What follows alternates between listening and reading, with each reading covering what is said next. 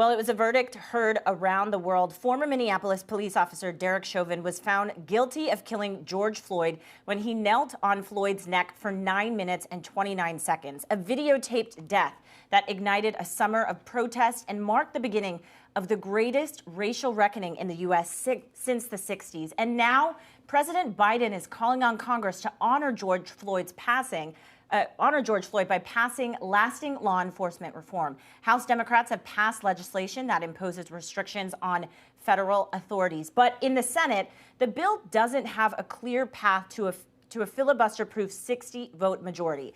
Joining us now is senior staff attorney at the ACLU, Soumil Trivedi, and Bloomberg News' White House reporter, Mario Parker. Both of them are in Washington, D.C. for us.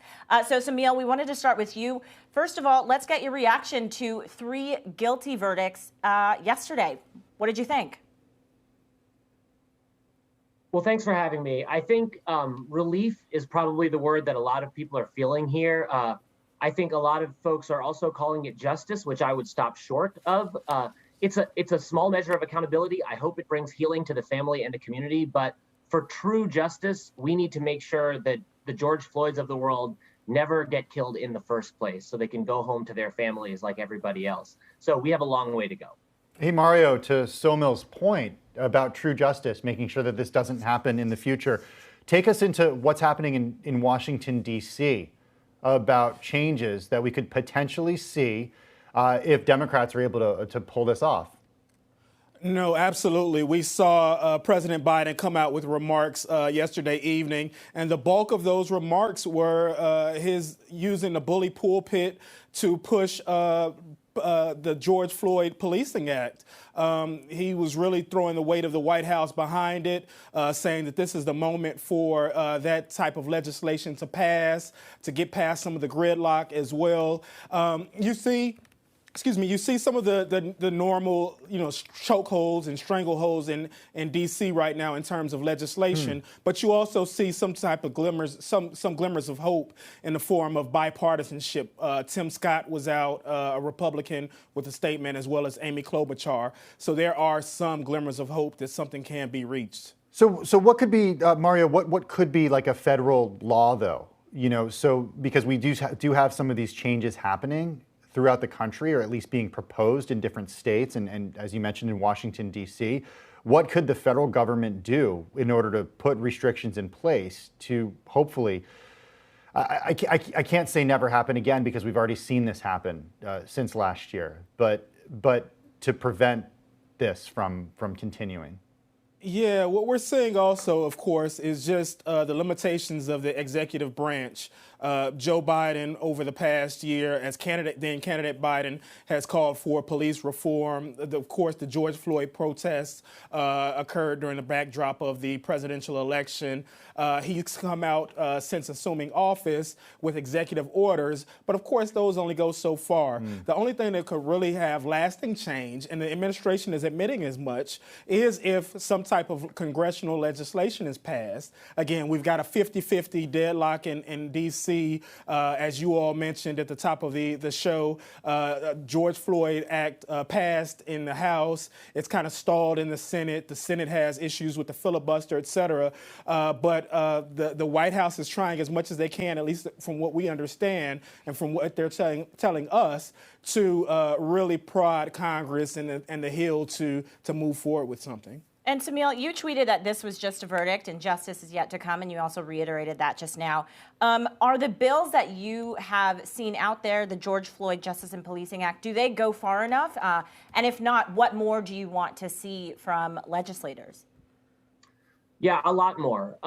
I was really disappointed by the reports that this verdict is, quote unquote, easing the pressure. I mean, talk about not reading a room, right? Millions of people did not march all summer last year to get one verdict out of one courtroom in Minnesota. They marched to get lasting systemic eradication of police brutality and systemic racism. So we are not nearly done.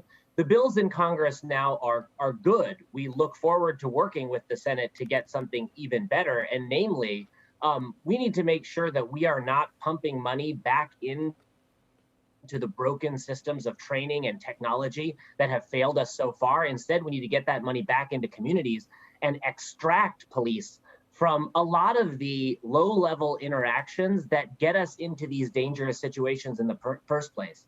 So that's Mel, really a through line. Yeah, so Mel, the guilty verdict on these 3 charges is obviously a huge part of this, but sentencing is still coming in the future.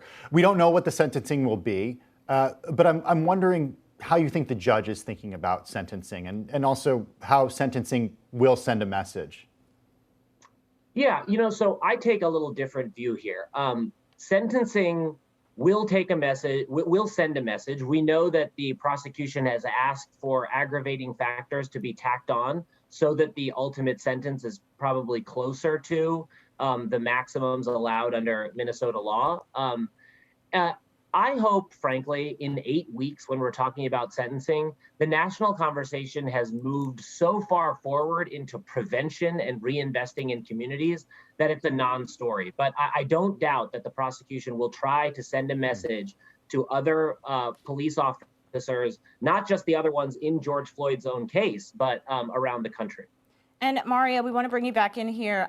You mentioned Senator Tim Scott, and there's a number of other lawmakers who are also trying to push for reform. What is happening, though, behind the scenes to get more Republicans on board? Because Tim Scott is going to need Republicans in order to get this passed. It's a tough slog. Senator Scott has been working on this since last summer. He actually was able to get support from then President Trump, but they couldn't really rally the party around the large-scale changes that advocates say are needed for policing reform. So it's going to be a really tough slog. It's a politically, divisive issue. It's a politically fraught issue, even within the Republican caucus. So it's going to be tough for him to really rally around and get support to cross bipartisan lines and get something across the finish line here. Hey, Somel, very briefly, if we think a year from now, what is the legacy of this verdict going to be? I think it allowed us the breathing room to have the larger conversations that I'm talking about. We can all imagine what would have happened if this system let down Black and brown communities yet again. And so it's almost the absence of a catastrophe that we can celebrate here. And hopefully over the next year, like I said, we'll be well down the road to having a conversation about how to make sure that this never happens again. ACLU's senior staff attorney, Somel Trivedi, and Bloomberg's Mario Parker, a big thank you to both of you for your time. Really appreciate you joining us on